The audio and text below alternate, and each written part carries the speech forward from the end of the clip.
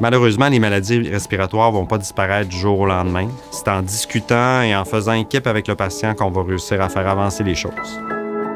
La MPOC, c'est l'abréviation de la maladie pulmonaire obstructive chronique. Il y a comme deux côtés à la MPOC. Il y a une composante plus bronchite chronique. Alors, les gens ont beaucoup d'inflammation au niveau pulmonaire. Il y a beaucoup de production de mucus.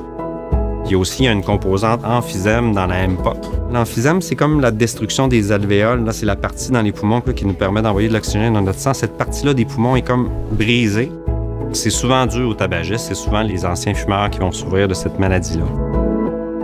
À la base du traitement de la MPOC, c'est certain qu'il y a les inhalateurs, les pompes.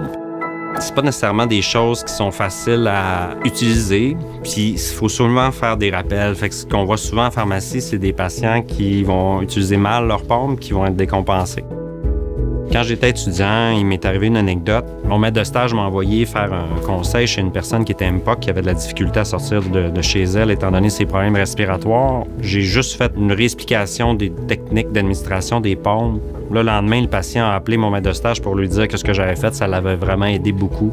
Ça, c'est une anecdote qui m'a marqué parce que ça prend pas nécessairement grand-chose pour avoir un impact important chez un patient.